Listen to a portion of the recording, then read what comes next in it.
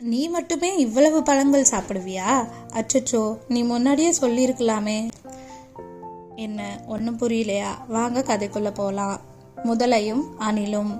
நான் லக்ஷ்மி. இது bed time story. முன்னாடி ஒரு காலத்தில் ஜிண்டினின்னு ஒரு பெரிய ஆறு இருந்தது. அந்த ஆற்றுக்கிட்ட ஒரு பெரிய செர்ரி பழ மரம் இருந்தது. அந்த மரத்தில் குரங்கு, கிளி, அணில் இதெல்லாம் அந்த பழங்களை சாப்பிட்டு வாழ்ந்துட்டு வந்துட்டு இருந்தது. அன்னைக்கு ஒரு நாள் அந்த ஆற்றுல ஒரு பெரிய முதலை வந்தது. கிளியும் அணிலும் செர்ரி பழத்தை சாப்பிட்டுட்டு இருந்ததை பார்த்துட்டு முதலை எனக்கும் கொஞ்சம் பழங்கள் கொடுங்க அப்படின்னு சொல்லி கேட்டுதான். அணிலும் அதுக்காக சில பழங்களை பறிச்சு முதலைக்கு போட்டுது. அடுத்த நாள் மறுபடியும் அந்த முதலை அங்க வந்தது. திரும்பவும் செர்ரி பழங்கள் கேட்டுது. அந்த அணிலும் கொடுத்துச்சு. அதுக்கு அடுத்த நாள் கிளி வந்து அணில்கிட்ட அங்கே ஒரு பெரிய ஆப்பிள் மரம் இருக்குது, அதில் இருக்கிற ஆப்பிள்லாம் ரொம்ப சுவையாக இருக்குது, வா போய் சாப்பிடலாம் அப்படின்னு கூப்பிட்டுச்சு. அணில் நான் வரல, நீ போயிட்டு வான்னு சொல்லிடுச்சு. அணில் அந்த முதலைக்காக காத்துக்கிட்டு இருந்தது. அணில் எதிர்பார்த்துட்டு இருந்த மாதிரியே அன்னைக்கும் அந்த முதலை வந்துச்சு. வந்து செர்ரி பழங்களும் கேட்டுது. எப்பையும் விட அன்னைக்கு ஜாஸ்தி செர்ரி பழங்கள் வாங்கிக்கிச்சு.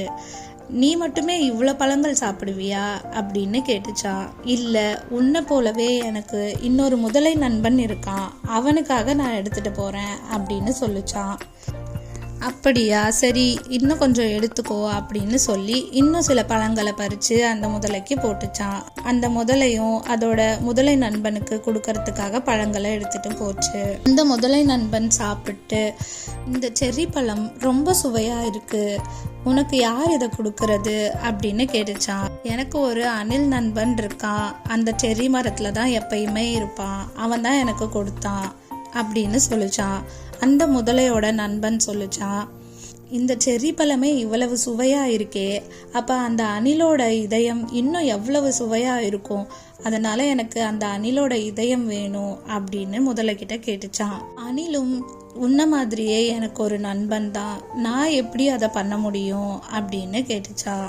அதுக்கு அந்த முதலையோட நண்பன் சொல்லுச்சு, உன்னோட சின்ன வயதுல இருந்து நான் உன் கூட இருக்கேன், நிறைய ஆபத்துல இருந்து நான் உன்னை காப்பாத்திருக்கேன், ஆனா நீ நான் சொல்றத கேட்காம அந்த அணிலுக்காக பேசிக்கிட்டு இருக்க, இனிமே நான் முக்கியமா இல்ல அந்த அணில் முக்கியமா நீயே முடிவு பண்ணிக்கோ அப்படின்னு வேகமா பேசிட்டு முதலை போயிடுச்சு.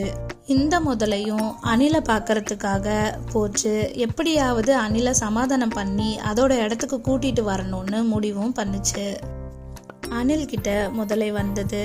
அணிலே, நீ என் கூட இன்னைக்கு என் இடத்துக்கு வா, உனக்கு என் நண்பன் விருந்து வைக்கணும்னு ஆசைப்படுறான் அப்படின்னு சொல்லிச்சான்.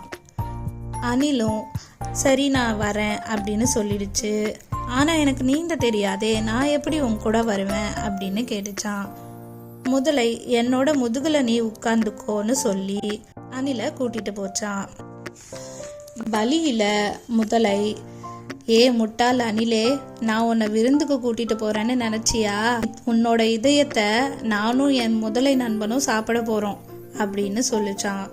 இதை கேட்டு பயந்த அந்த அணில் ஒரு நிமிடம் புத்திசாலித்தனமா யோசிச்சுதான், அச்சோ முதலையே, இதை நீ முன்னாடியே சொல்லியிருக்கலாமே, நான் என்னோட மரத்துல விளையாடாம ஓய்வுல இருக்கும்போது என் இதயத்தை நான் கலட்டி கூட்டுக்குள்ள வச்சிடுவேன், அதனால இப்போ என் இதயம் என்கிட்ட இல்லை, என்ன நீ இப்போ கூட்டிட்டு போனாலும் வேஸ்ட்டு தான், உனக்கு வேணும்னா திருப்பி போய் எடுத்துட்டு வரலாம் அப்படின்னு சொல்லிச்சான். முதலையும் அதை நம்பி திரும்பி அந்த செர்ரி மரத்துக்கிட்டேயே போச்சான். அணிலை அங்க இறக்கி விட்டது. அணிலும் சரு சருன்னு ஓடி மரத்து மேல ஏறிச்சு. மரத்து மேல ஏறிட்டு அங்கிருந்து, ஏய் முட்டாள் முதலையே, நான் முட்டாள் இல்லை, நீதான், யாராவது இதயத்தை கலட்டி வச்சுட்டு உயிரோட இருக்க முடியுமா? அந்த அறிவு கூட உனக்கு இல்லையா அப்படின்னு சிரிச்சுக்கிட்டே கேட்டுச்சான். இனி உனக்கு செர்ரி பழமும் கிடையாது, உனக்கு நான் நண்பனும் இல்லை அப்படின்னு சொல்லி திட்டி அனுப்பிடுச்சு. இந்த கதையோட நெறி, சமயத்துக்கு ஏற்ற மாதிரி யோசிக்கணும், எதையும் உடனே நம்ப கூடாது, சிந்தித்து செயல்படணும்.